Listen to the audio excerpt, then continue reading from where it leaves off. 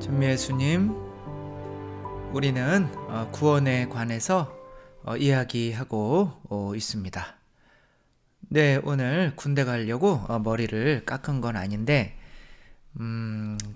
그냥 지나가다가 한 미장원에서 그냥 아무 미장원에서 들어가서 깎았는데 정말 자기 자신의 실력에 대한 엄청난 믿음이 있더라고요. 그냥 바로 이렇게 훅훅 이렇게 지금 뭐 처음인 것 같아요. 이렇게 그래서 좀 너무 짧게 깎는 거 아닌가요? 그래서 깎은 지 얼마 됐어요? 그러더라고요. 그래서 3주 됐는데요. 그랬더니 난 4주 된 줄 알고 그럼 이쪽은 한 주 좀 더 길게 짝 잘라 드릴게요.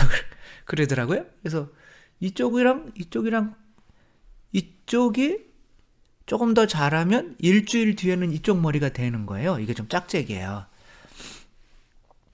그래가지고 이거 어떻게 해야 되지? 그랬는데 꽈배기를 하나 주더라고. 그래서 감사합니다. 그리고 이렇게 왔죠. 근데 왠지 또 가고 싶어요.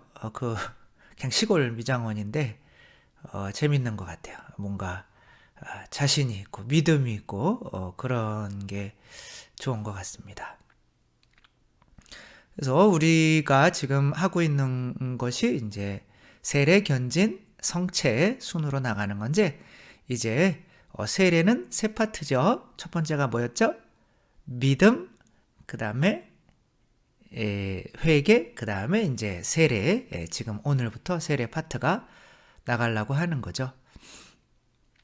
구원은 믿음에 의해서 이루어지는 거죠. 뭐에 대한 믿음인가요? 자기 자신의 정체성에 대한 믿음인 거죠. 요즘 나오는 뭐 자기계발서나 이런 책들 한번 봐보세요. 다 믿어야 자기 자신이 그렇게 될 거를 믿어야 성공도 하고 부자도 되고 뭐 학자도 되고 뭐 그런 거밖에 없어요. 다 그거예요. 근데 우리는 이 세상에 성공을 하기 위해서 믿는 것이 아니라 구원받기 위해서 내 자신이 누구인지에 대해서 믿는 거죠.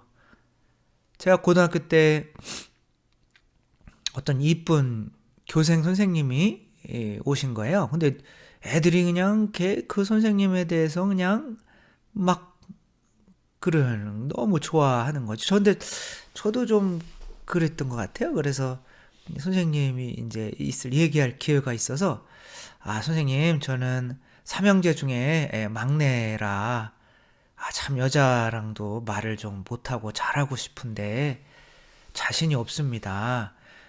근데 저는 왜 그거를 물어봤는지 모르겠어요. 근데 그 선생님이 그러시더라고요. 학생은 어떤 여자를 꼬셔도 다 꼬실 수가 있어요. 다 넘어오게 돼 있어요. 그러더라고요. 그거를 믿어버렸어요. 안 믿어야 되는데. 근데 또 그것을 믿으니까 정말 내가 이 사람을 나를 좋아하게 해야겠다. 그러면 대부분은 다 뭐 제가 그렇게 뭐 연예인처럼 키 크고 뭐 얼굴도 잘생기고 그런 건 아니잖아요. 그런데도 그런 자기 자신에 대한 믿음이 오히려 그런 다른 사람이 호감 있게 저를 바라볼 지금 비웃으실 수도 있는데 아무튼 그렇다. 자기 자신에 대한 믿음이 자기를 만들어가는 거다. 근데 우리는 처음에 우리 자신에 대한 믿음이 있었죠. 어떠한 믿음이에요? 나는 인간이다. 나는 우리 부모님의 자식이다. 그러니까 인간은 당연히 나를 미워하는 사람은 나도 미워해야 되고 나에게 해를 끼친 사람은 용서하면 안 되고 돈도 좋아해야 되고 육체적으로도 막 힘들게 남들 위해서 고생하는 것보다는 내가 열심히 일해서 그냥 편하게 우리 집이 또 이렇게 나중에 편히 쉬면서 여행 다니면서 이제 그런 삶을 바라는 것이 당연한 거죠. 근데 회개는 뭐예요? 그런 육체적인 삶을 그걸 뭐라 그랬어요? 세 가지 욕구, 세속, 육신, 마귀를 따라가는 것이 오히려 행복이 아니라 그런 욕구 자체가 고통이다 라고 하는 거죠. 아무리 부자라도 내가 세계 제2위의 부자예요. 그럼 1위의 부자가 질투가 날 수 있고 돈을 그래서 더 가지고 싶고 그러면 그 욕구 때문에 뭐 어쩔 수 없이 세계 제2위의 부자라도 고통받으며 살아갈 수밖에 없죠. 그 욕구가 고통이죠. 저 사과나무에 있는 열매를 따먹고 싶은데 못 따먹어요. 안 돼요. 그러면 그 욕구가 고통이 되는 거죠. 그래서 이제 이런 것들이 이제 만약에 이렇게 내 자신이 사회적인 지위가 높다. 그런데 어떠한 이제 조금 잘못을 해서 조사를 받고 있어서 명예가 실추됐다. 그럼 참지 못하고 자살하는 경우들이 많이 있죠. 뭐 권력도 있고 돈도 있고 다 그래도 이제 그런 욕구가 고통인 걸 모르는 거예요. 연예인들이 그런 거에 되게 많이 빠지죠. 2천만 명이 좋아하는데 5명이 악플 달면 자살해요. 그걸 못 참는단 말이에요. 내가 그런 사람들의 애정에 대한 욕구. 하느님이 우리 사랑해 주시면 되는 거죠. 마릴린 먼로 아시죠? 어떻게 발음해야 되는지 잘 모르겠지만 그 분이 36세인가의 약물 과다 복용으로 일어나지 못하고 이제 죽으셨거든요. 그분이 평상시에 이렇게 하는 것은 이렇게 써놓은 글도 있대요. 나는 예쁘다. 미녀는 괴로워요, 안 괴로워요? 잘 모르겠죠. 이뻐 봐야 아는 건데 미녀는 아무튼 나는 이쁘다. 그리고 돈도 많다. 그리고 앞으로도 돈도 많고 이쁘고 다른 사람들의 사랑을 많이 받을 자신도 있다. 나는 다 가졌다. 그런데 왜 이렇게 마음이 공허하지? 공허하고 나는 폐장한 해수욕장처럼 공허하다 이렇게 썼어요. 폐장한 해수욕장이 있는데 사람이 많이 이렇게 오기는 하는데 폐장을 해서 그 해수욕장에 사람이 싹 사라졌어요. 보통은 이제 큰 대미사, 성탄 전야미사나 부활미사가 끝나고 이제 신자분들이 싹 빠져나간 뒤에 어쩌면 신부님이 그런 것을 느낄 수도 있는 거죠. 그게 이제 연예인들이나 이런 사람들은 그 공허함. 근데 애초에 그 애정, 자기의 팬들이 나에게 주는 애정이 나를 행복하게 해줄 수 없다는 것을 애초에 알면 그것에 집착하지 않을 텐데 자꾸 그게 행복인지 알고 그것에 대한 욕구가 더 커지다 보니까 아무리 큰 거로 채워줘도 그것을 그 텅 빈 가슴을 채워줄 수가 없는 거죠. 너무 배고프니까 약을 많이 드시고 해밍웨이도 아시죠? 해밍웨이 노벨상 타고 결혼도 여러 번 했고 자식도 많고 정말 유명한데 일단 이렇게 자기가 명예에 비해서 더 좋은 것들이 안 나오는 거예요. 너무 고통스러운 거예요. 마지막으로 자기의 처지에 대해서 쓴 책이 노인과 바다입니다. 바다에서 막 할아버지가 며칠 동안 굶으면서 사투를 하면서 엄청나게 큰 물고기와 싸워서 결국에는 할아버지가 이기시죠. 그래서 그것을 배 옆에 싣고 이렇게 옆에 매달고 끈으로 매달아서 이제 열심히 이 승리의 기쁨에 도취돼서 오는데 이제 상어 떼들한테 다 뜯어먹히죠. 도착하고 났더니 머리만 남아있는, 큰 물고기 머리만 남아있고 다 뜯어먹히고. 그러니까 평생 동안 고생한 게 뭔지, 내가 이루어놓은 명예, 노벨상, 세상에서 제일 그래도 글 잘 쓰는 사람, 이런 게 아무 뭔가 있긴 한데 공허한 거예요. 그거로 행복을 찾으려고 하니까 나중에는 어떻게 해요? 참지 못하고 나는 필라멘트가 끊어진 형광등과 같다. 이렇게 등에 필라멘트가 끊어지면 불이 안 들어오잖아요. 엽총으로 이렇게 쏴서 자살을 하죠. 네, 우리는 돈을 많이 가지면 행복할 것 같고, 내 자식이 잘 되면 행복할 것 같고, 뭐 이렇게 내가 성공하면 행복할 것 같고, 내가 꿈을 이루면 행복할 것 같고, 하지만 아무것도 아니죠. 그 신부님들도, 신학생들도 신부가 돼야지, 이런 목적으로 사는 사람들은 신부 되면 신부가 됐는데 뭐지? 이게 뭐지? 이렇게 돼야 돼요. 이렇게 돼요. 그래서 신학생들은 교육받을 때 어떠한 신부가 돼야 될지를 생각하게 하지, 신부가 되는 걸 목적으로, 이것도 하나의 명예잖아요. 그런 거 얻는 것으로는 우리 자신이 채워질 수가 없는 거죠.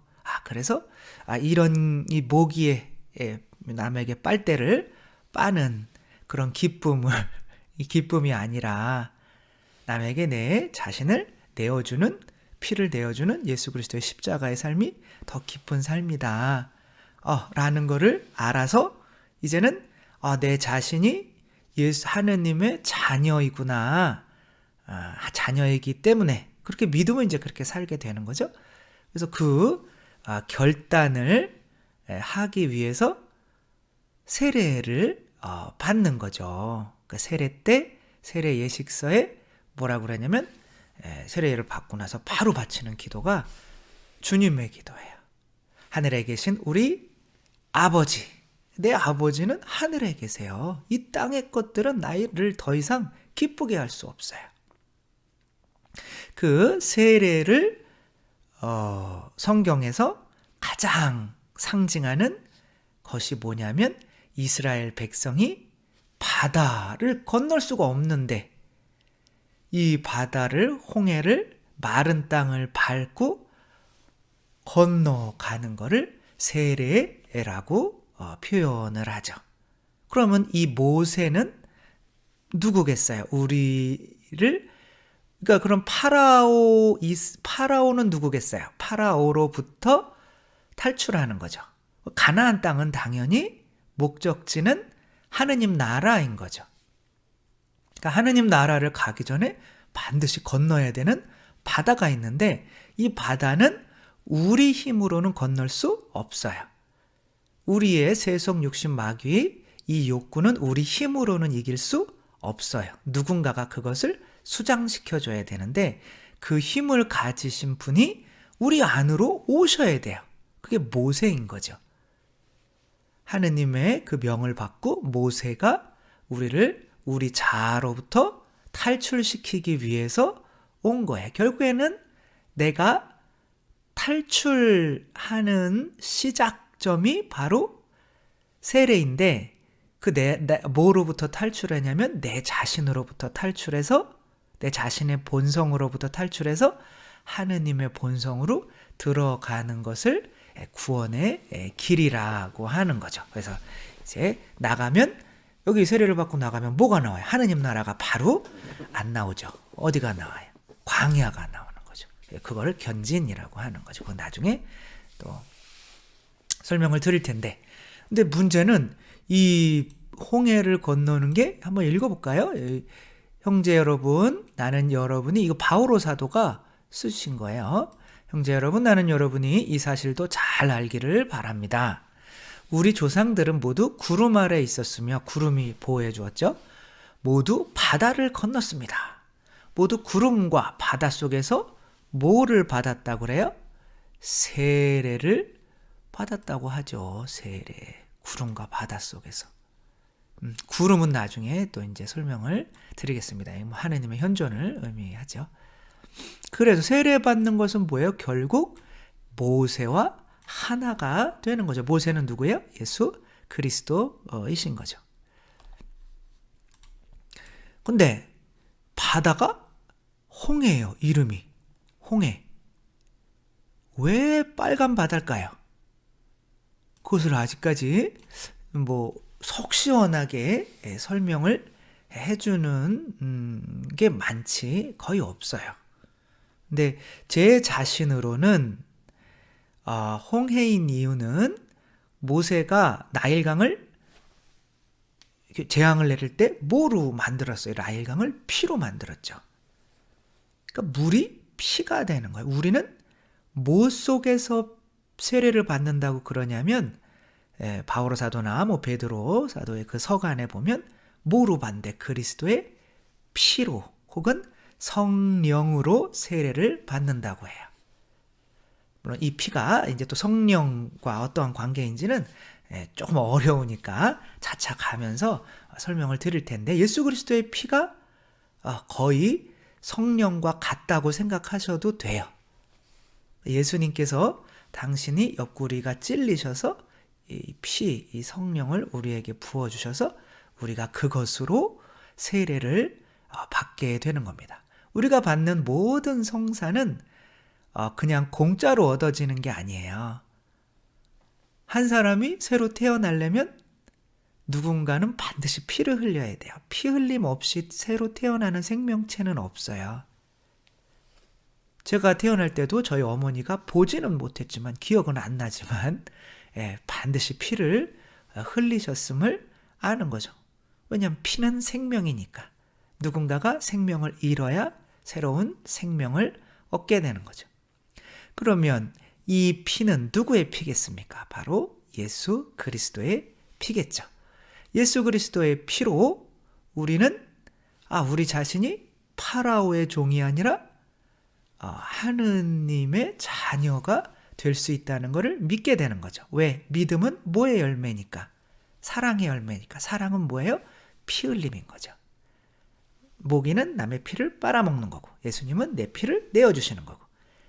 예수님이 당신 피를 내어주시지 않았다면 하느님이 사랑이라고 할 수가 없는 거겠죠. 이 야곱이 상속 야곱이 에사우의 동생이거든요. 그런데 에사우가 맞이예요. 그리고 상속권은 모든 재산을 다 받는 거죠. 그때 누구만 받을 수 있냐면 장남만 받을 수 있어요. 여기서 장남이 누구일까요? 이분이 에사우인 거죠. 에사우. 이분이 누구예요? 지금 털 이렇게 입고 아버지에게 너 누구냐 그럴 때 뭐라고 대답해야 돼요? 나는 야곱입니다. 대답하면 절단 나죠. 너는 상속권이 없는데 너 나한테 지금 축복받으러 온 거니? 지금 아버지 이삭은 지금 눈이 이제 먼 상태에 눈을 감고 있죠. 그래서 아들을 잘 구별을 못해요. 근데 이분은 누구냐면 엄마예요. 레베카죠. 레베카. 이거 참 골치 아픈 상황이에요. 지금 에사우하고 야곱은 무슨 관계예요? 형제, 쌍둥이에요. 쌍둥이인데 몇 분 먼저 나온 거죠, 에사우가. 근데 엄마는 이상하게 야곱 이 같은 아들이잖아요. 그래도 근데 어떻게 동생 막내에게 형의 유산을 빼앗아서 주려고 하고 있어요. 다 같이 사랑해야 되는 거 아닌가요? 그래서 이제 아버지를 드릴 음식을 동물을 잡으러 에사우가 나가 있을 때 레베카가 엄마가 야, 너 네 형 옷 입어. 왜냐면 형이 털이 많았거든요. 그래서 이제 이 아버지가 이렇게 만져보면은 털이 많아야지 매끈매끈하면은 들키잖아요. 그래서 그 옷을 입고, 그래서 그리고 너 끝까지 물어보면 누구냐고 물어보면 에사우라고 우겨. 아니 나는 야곱인데, 그리고 내가 이러다가 아버지한테 저주라도 받으면 어떻게 해요? 그랬더니 엄마가 모든 책임은 내가 질게. 그래서 지금 그림에서 보십시오. 야곱이 이렇게 손만 삐쭉 내밀고 지금 몸은 뒤로 빼고 있어요. 도망가려고. 아버지가 그냥 여차하면 저주하면 도망가려고 몸을 째고 있는데 뒤에서 누가 손으로 막고 있습니까? 엄마가. 너 도망가면 나한테 죽는다? 그래서 아버지가 이렇게 물어보죠. 너는 누구냐? 에사우입니다. 그래서 이리 와봐라. 맞나? 그래, 팔을 한번 줘봐라. 팔을 보니까 털이 복슬복슬하고 옷도 형의 에사우의 옷인데 목소리는 야곱이란 말이요. 너 진짜 에사우 맞아? 그러니까 이게 지금 도망가려고 하는데 엄마가 에사우라고 우겨. 그러니까 에사우 맞는데요? 이렇게 계속 하는 거죠. 그래 알았어, 내가 그럼 너한테 장자의 축복을 주겠다. 지금 어떻게 돌아가는 겁니까? 이 자기가 이거를 그냥 입을 수 있는 이 옷을 바꾸는 게 쉽습니까? 목소리를 바꾸는 게 쉽습니까? 목소리 안 바뀌었는데 이것만 하고 왔는데 이 아버지가 그냥 에사우라고 우기니까 통과시켜준단 말이에요. 이게 최후의 심판 때 우리에게 똑같이 일어날 겁니다. 세례를 받은 사람과 받지 않은 사람과는 이렇게 차이가 날 거예요. 만약에 하느님께서 최후의 심판 때 여러분들에게 너는 사람이니 하느님이니 본성이 이렇게 물어보면 여러분은 뭐라고 대답할 거예요? 나는 사람의 자식이니까 당연히 사람이지? 라고 해야 될까요? 아니면 우리가 전에 교리에서 460항에서 보았듯이 하느님은 인간의 본성을 하느님으로 만들기 위해서 사람이 되셨다 라고 하는 것처럼 맞아. 성체 안에 하느님이 들어와 계시니 이걸 밀떡이라고 하는 것보다 하느님으로 대하는 건 마찬가지인 것처럼 또 이 성체가 내 안에 들어오는 게 예수님이 성체 안으로 들어오는 것이나 이 성체를 통해서 예수님이 내 안으로 들어오는 것이나 똑같은 것이기 때문에 나도 내 안에 하느님을 모시고 있으면 인간이기도 하지만 본성상 저도 하느님이라고 할 수 있습니다 라고 우겨야 그래? 그러면 너가 믿음이 세례 때 너 새로 태어났구나 하느님의 자녀로 그러면 통과.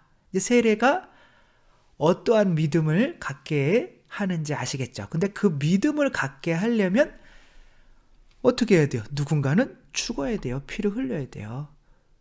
우리가 어떻게 하느님이라고 할 수 있습니까? 나는 인간인데. 그러면 예수님이 죽으셔서 이 양반의 아담과 하와가 죄를 짓고 어떻게 했어요? 부끄러워서 나뭇잎으로 자기를 가렸죠. 근데 하느님이 아담아 그럴 때 나타날 수 있었나요? 나타나지 못했죠. 그때 하느님께서 뭘 지어주셨을까요? 옷을. 너 내 앞에서 부끄럽지 않으려면 내가 짐승의 가죽을 벗겨서 너에게 덮어줄게. 짐승의 가죽 옷을 입혔죠. 에덴 동산에서 처음에는 짐승을 못 먹게 돼 있어서 다 채식을 하게 돼 있었어요. 최초의 피 흘림이 살인이 일어난 거예요. 이것은 무엇을 의미하냐면 언젠가는 너희의 죄를 덮어주기 위해서 어떠한 동물이 희생돼야 될 거야. 근데 그 동물의 가죽을 입으면 너희는 그 동물의 같은 본성이 돼서 그 동물이 뭐겠어요? 우리에게 죄의 부끄러움을 가려줄 수 있는 그 분은 하느님의 어린 양이신 예수 그리스도인 거죠. 세례 때 우리는 원죄에 시달리고 있어요. 이 죄를 극복하지 못하고 있단 말이에요. 원죄를. 그냥 지나가는 이쁜 여자만 봐도 눈이 이렇게 돌아가고 음탕한 눈으로 여자를 쳐다보는 것도 간음하는 거라고 그랬잖아요. 그게 아니다. 나는 죄가 아니야. 다 그래. 모든 사람이 그래도 내 안에 있는 이 양심은 그거는 죄야. 그러니까 내 안에 죄책감이 생기니까 이제 하느님 앞에서 부끄러운 것도 제가 감히 어떻게 하느님 앞에서 당신과 같은 본성이고 당신의 자녀라고 할 수 있겠습니까? 저는 절대 안 됩니다. 이렇게 겸손하면 절대 안 됩니다. 구원 못 받아요. 세례는 넌 그래도 괜찮아. 네가 잘해서 구원받는 게 아니라 내 아들의 껍데기를 벗겨서 그 껍데기로 덮어주고 나는 눈 감고 있을 거야. 네가 내 아들과 한 몸이라고 우기기만 하면 내가 너 구원해 줄게. 그 믿음만 있으면. 여러분 놀라지 마십시오. 여러분 예수 그리스도와 한 몸이고 여러분 예수 그리스도라고 해도 됩니다. 왜냐하면 여러분은 죽고 예수 그리스도께서 사시는 것이기 때문에 그렇죠. 이게 세례의 시작인 거죠.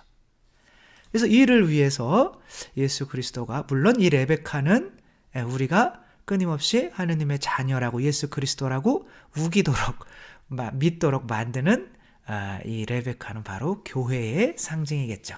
왜 회개를 해서 교회에 머물러야만 하는지를 이해할 수 있겠죠. 이 교회가 주는 양식, 믿음을 먹고 우리가 예수 그리스도임을 끝까지 내가 예수 그리스도인데 왜 이렇게 죄를 많이 짓지?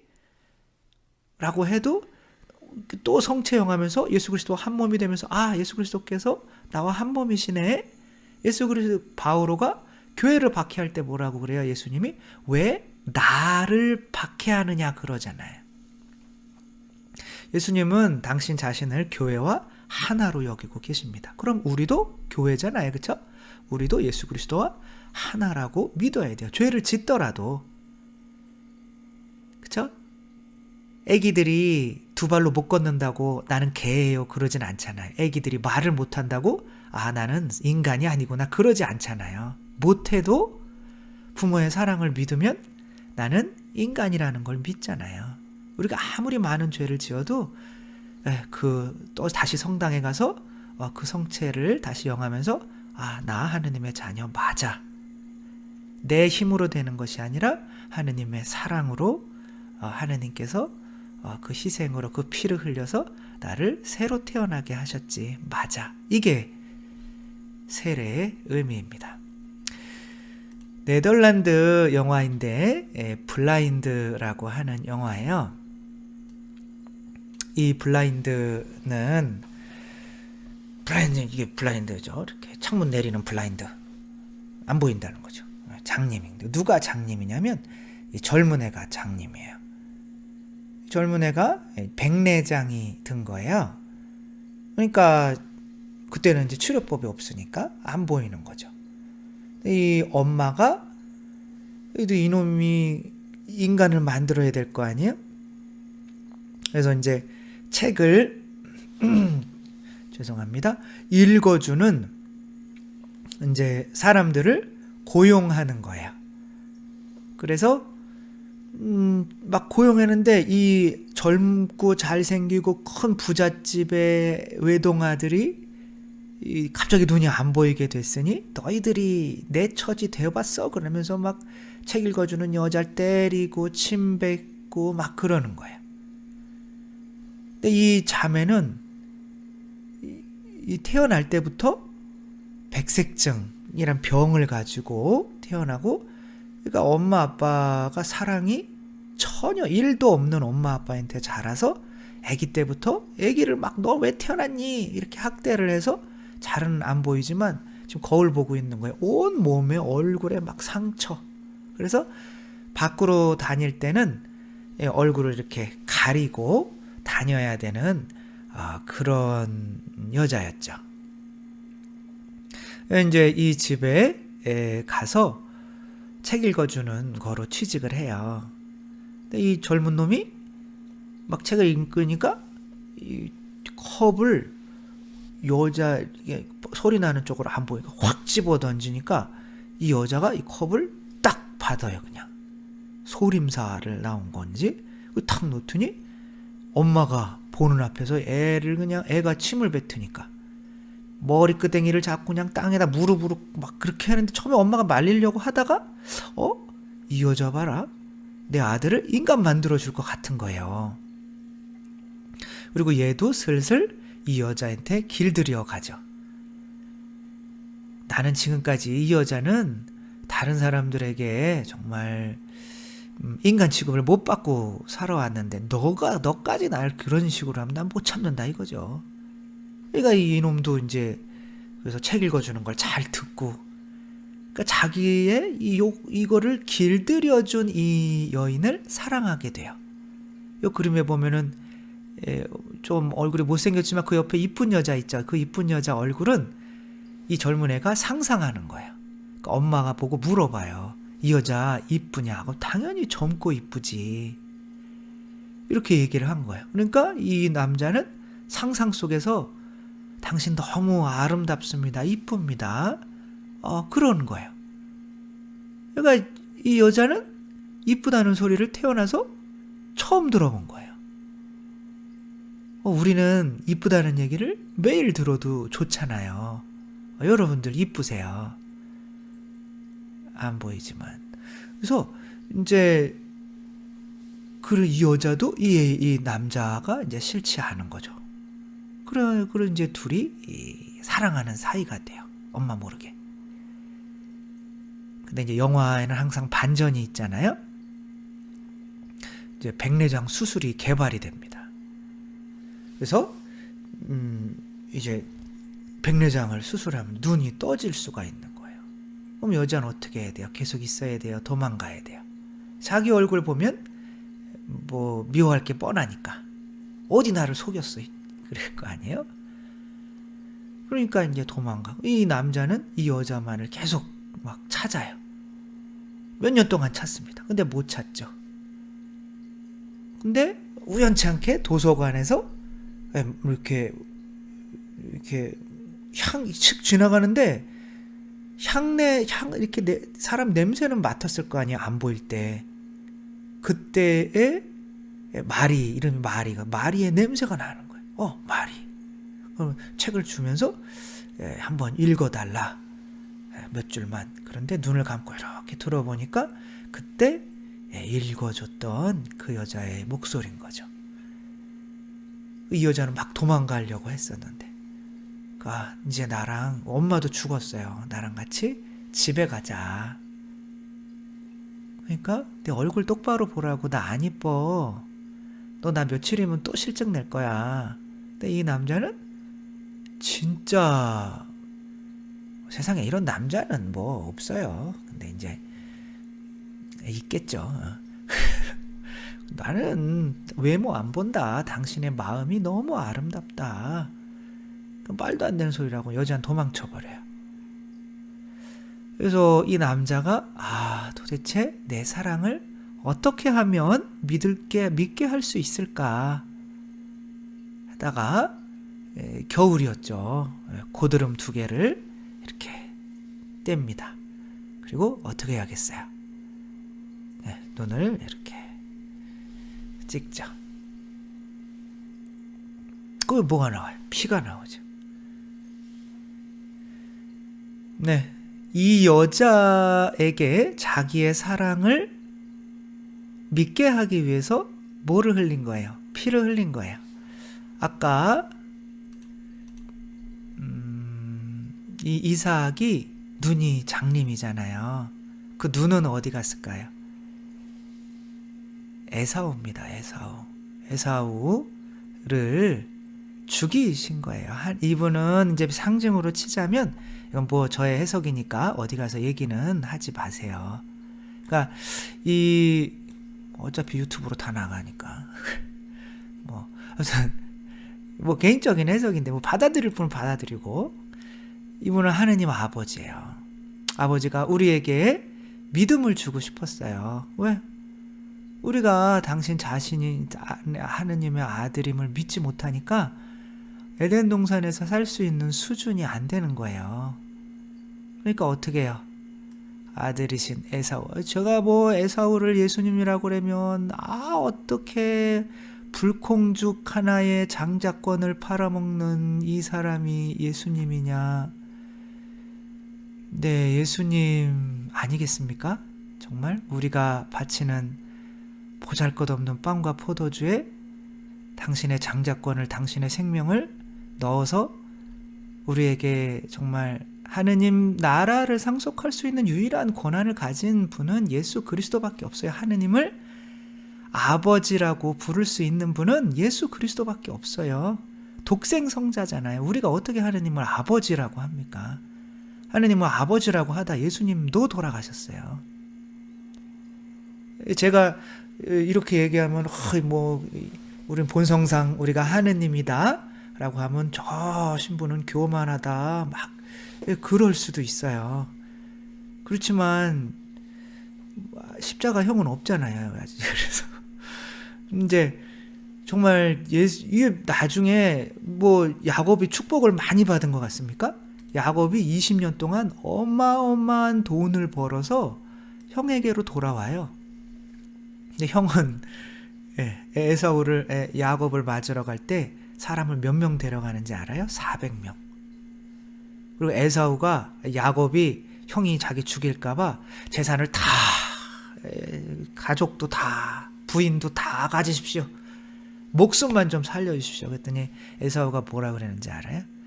나도 많어 임마. 네 거 네가 다 가져. 이게 나중에 우리가 예수님을 만날 때 벌어질 일이에요. 우리가 아무리 노력해도 예수님께 뭐 드릴 게 없어요. 누가 더 축복을 많이 받은 겁니까? 이 어머니는 아는 거죠. 이 태어날 때부터 어떻게 하기 위해서 태어났다고 그래요. 에사우는 저주받기 위해 태어났다고 나와 있어요. 저주받기 위해. 예수님은 우리 밥이 되기 위해서, 믿음 주기 위해서, 우리가 하느님의 자녀인 거 믿음 주기 위해서 태어날 때부터 십자가에 못 박혀 피를 흘리실 저주받을 운명으로 태어나신 거예요. 성모 마리아가 어차피 예수님이 돌아가셔야 되는 걸 알고 칼이 자기 영혼에 심장에 찔리듯 아기 때부터 그 칼을 당신 가슴에 꽂고 사신 거예요. 예수님도 어렸을 때부터 당신 돌아가셔야 될 걸 아셨어요. 왜? 그게 목적이니까. 우리에게 믿음을 주기 위해서. 우리의 죄는 이제 예수 그리스도께서 다 짊어지시고 가셨어요. 더 이상 부끄러워할 필요가 없어요. 더 이상 우리가 부끄러워하지 않는다는 것은 뭘 의미할까요? 뭐로 드러날 수 있을까요? 아담과 하와가 죄를 짓고 하느님께서 부르실 때 어떻게 했어요? 나무 뒤로 숨었죠. 하느님 앞에 당당히 나설 수가 없었죠. 아무리 이제 자기 이파리로 자기 자신을 무화과 잎이죠. 가린다고 해도 나중에 또 창세기도 한번 쭉 해드리도록 하겠습니다. 이제 나무 뒤로 숨었죠. 그래서 그리고 이제 그런다고 안 들키나요? 들켰죠. 너 왜 그런 짓 했어? 그러니까 아담이 뭐라고 그랬어요? 당신이 만들어준 이 자매 때문에 내가 그랬다. 하와 때문에 이 얘가 날 유혹해서. 유혹하면 다 넘어가야 됩니까? 그건 아니죠. 그렇게 뭐 하게 되냐면 남을 심판하게 됩니다. 이게 세속 육신 마귀 중에 뭐겠어요? 마귀죠. 남을 교만. 누구만 사람을 심판할 수 있는 권한이 있습니까? 하느님만 인간을 심판하실 수 있는 권한이 있는데 하느님도 심판하지 않으셔요. 어차피 심판 다 받았거든요, 인간들은. 그 심판받은 모기로 지내는 인간들에게서 구원, 그 믿음이 생기는, 세례를 통해서 믿음이 생기는 사람들만 구원하기 위해서 오신 거예요. 그 구원을 받으면 이제 심판을 이기는 거고, 구원을 안 받으면 이미 심판 받은 거예요. 모든 인간들은 사람을 다 심판하며 삽니다. 자기가 하느님이 돼서. 그게 뭐예요? 목이죠. 내 죄책감 힘드니까 다른 사람 더 나쁘게 만들어서 자기의 죄책감을 합리화시키는 거죠. 여러분, 바람핀 남편이 지옥 갈 확률이 크겠습니까? 그 바람핀 남편 때문에 열받아서 암 걸려 죽어가는 사람이, 자매님이 더 천국 가기 쉽겠습니까? 남편이 더 천국 가기 쉽습니다. 남자는 자기가 죄 짓는 줄 알아요. 그 여자는 심판하면서도 죄 짓는 줄 몰라요. 저 남편만 잘못됐다고 생각하는 거죠. 근데 신기하게 마지막까지도 이런 걸 회개를 안 하는 사람이 너무 많아요. 그 돌아가신 그 미린의 천주성삼 수도에 임원기 신부님이라고 계셔요. 그분이 이제 간암으로 말기로 복수, 배에 물이 차서 얼굴이 시커매서 이제 오늘 내일 하시는 분이, 근데 오랜 냉담을 하신 분인데 이제 신자들이 와서 제발 좀 병자성사, 고해성사 한 번만 좀 주시라고, 이 사람 살려야 되지 않겠느냐고. 그래서 그 사람은 원하지 않는데 그래서 갔어요. 그랬더니 막 아파하면서 본체만 체크해요. 그래도 돌아가시기 전에 고해성사를 보셔야 되니까 혹시 죄 고백할 거 있습니까? 이렇게 물어봤더니 말을 안 해. 말을 못 하시나 보다. 그러면 내가 십계명을 하나하나 외워줄 테니까 그거에 맞는 해당하는 게 있으면 고개를 끄덕끄덕이라고도 하면 고해성사를 드리겠다. 했더니 다 했는데도 안 해. 그래서 이 양반은 의식이 없는 건지 하기 싫은 건지 이렇게 해서 해가지고 나가는데 정말 큰 소리로 뒤에다 대고 이렇게 말씀을 하시더래요. 나 죄 없어! 사람이 어떻게 죄가 없을 수 있어요?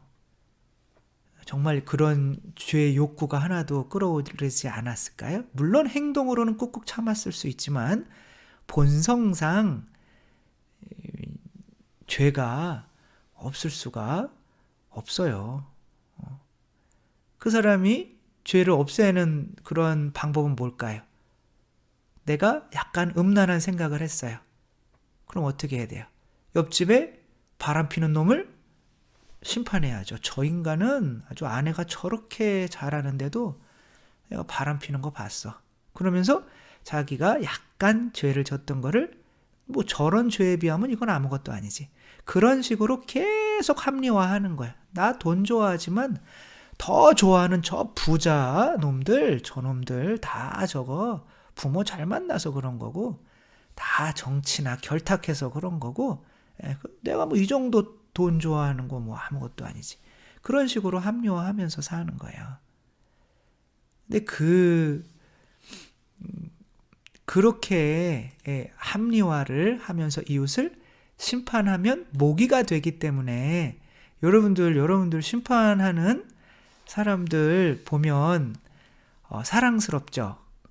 너 참 재수없다 얘. 그러면 아유 사랑스러워. 그럴까요? 모기에 모기. 그런 모기가 하늘나라에 못 들어옵니다. 그래서 세례를 받은 때부터 뭘 시작하는 거냐면 그래 나 이제 죄 없어. 하느님의 자녀야. 내가 암만 많이 죄 지어도 예수님이 내 죄값 다 해놓으셨어. 그래서 또 나중에 말씀드리겠지만 세례를 다시 받을 수 있어요. 그걸 뭐라고 그러냐면 고해성사라고 합니다. 고해성사는 세례의 연속이에요. 그러니까 당신의 피로써 우리 죄를 언제든지 용서해 줄 수 있는 하느님은 자비로운 분이기 때문에 나 죄 없어 이제. 나 죄 없으니까 어떻게 되는 거예요? 다른 사람을 심판할 필요가 없는 거죠. 다시 말해서 자기 합리화를 할 필요가 없다는 거죠. 죄가 없으면. 그러니까 내가 누군가를 지금 심판하고 있다면 나는 지금 죄의 상태에 있는 거예요. 이건 자동입니다. 내가 죄를 지으면 그 본성상 행위를 안 했어도 그 욕구가 일어나서 내 죄책감, 양심에 의해서 죄책감이 일어나면 자동적으로 다른 사람을 이 죄책감을 없애기 위해서 심판하게 돼 있습니다. 그래서 내가 다른 사람을 심판하고 있다는 것은 이미 내가 내 안에 죄가 있다는 거예요. 내 안에 있는 것만 보이게 돼 있어요. 예수님은 막 당신 십자가 못 박는 사람도 저 인간들 내가 니네 절단 났어 내가 나 부활만 해봐 니네 아주 죽었어 뭐 이러지는 않잖아요. 저들의 죄를 용서하십시오. 성모님도 마찬가지. 내 아들 죽이는 사람들을 심판하지 않아요. 왜? 그분들 안에는 자기 합리화를 해야 될 죄가 없어요. 그런데 우리들은 이미 그분들보다 훨씬 하느님이 돼서 더 무자비하게 사람들을 심판하죠. 그렇게 사람들을 심판하면 목이에요. 근데 우리들은 이렇게 많은 사람들을 또 심판하고 또 심판받고 또 그런 가운데서 나를 심판하는 사람을 또 심판하고 그렇게 살아가죠. 그리고 그게 천국은 아니죠. 남아프리카에 바벤바 부족이라고 있습니다. 여기는 전 세계에서 범죄율이 가장 낮습니다. 범죄가 일어나지를 않아요. 그리고 도대체 이쪽 동네는 여기는 왜 범죄가 없나? 그래서 여기 한 사람이 어떠한 잘못을 하잖아요. 뭐 했는데 물건을 가져갔다가 심한 것도 아니고 이게 이 물건 좀 내 거로 삼고 싶어서 안 돌려줬어요. 안 갚은 거죠. 꾸었다가. 그러면 이제 공동 재판이 열려요. 마을에서. 마을에 이제 탁 세워놔요. 움직이지 못하게 이렇게 세워놔요. 며칠 동안. 그리고 심판을 하는 거예요. 너 어렸을 때 나 많이 맛있는 거 많이 줬잖아. 너 그런 사람이야. 너 내가 잘못했을 때 그때 정말 화낼 수도 있었는데 용서해 줬잖아. 너 그런 사람이야. 너 부모님에게 너무너무 잘하잖아. 우리 마을에서 너만큼 부모님께 잘하는 사람 없어. 너 그런 사람이야. 너 가족을 위해서 그런 거 다 알아. 정말 너만큼 그렇게 자녀들 챙기고 가족 챙기는 사람 있니? 너 그런 사람이야. 나쁜 말을 절대 하면 안 돼요. 심판 때. 이게 진짜입니다. 이쪽 부족이 그런답니다. 그러면 얘는 매달려서 이렇게 며칠 동안 눈물 흘리는 거예요. 내가 그런 사람이구나. 내가 이것을 이렇게 훔쳐갈 수 있는 그런 사람이 아니구나. 라는 믿음을 주기 위해서 이 마을 사람이 공동체로 피를 흘리는 거죠. 이 사람을 위해서. 이게 또 다른 세례고 또 다른 고해성사인 거죠. 네, 그래서 예수 그리스도의 정말 피가 아니면 우리는 구원받을 수 있는 믿음을 가질 수가 없습니다. 그 시작이 바로 예수 그리스도의 피로 내 자아로부터 탈출하여 홍해의 그 파라오죠. 그리고 예수 그리스도의 피에 내 본성의 욕구를 그게 군사들이죠. 자아는 안 죽어요, 어차피. 나중에 또 설명드리겠습니다. 그 욕구를 예수 그리스도의 피로 정말 기도 많이 하고 세례받고 그러면 뭐 돈에 대한 뭐 돈 좋아하는 마음이나 뭐 성욕이나 이런 게 사라지나요? 사라집니다. 저는 몰라요. 제가 사라졌다는 건 아니고 많이 줄어들기는 하는 걸 느끼는 걸 보면 정말 더 정말 크신 분들은 그런 게 거의 없죠. 그래서 아빌라의 데레사나 이런 분들은 물론 교만하면 안 되겠지만 그런 욕구가 절대 안 일어나서 어느 7단계까지가 있는데 거기까지 오르면 절대 죄에 빠지고 싶어도 그 마음이 들어야 빠지죠. 그런 마음 자체가 안 생긴다고 합니다. 가능합니다. 그 길로 이제 우리 나아가는 거죠. 네, 오늘 세례 첫째 시간 이렇게 세례에 대한 가장 중요한 내용을 먼저 말씀드렸습니다.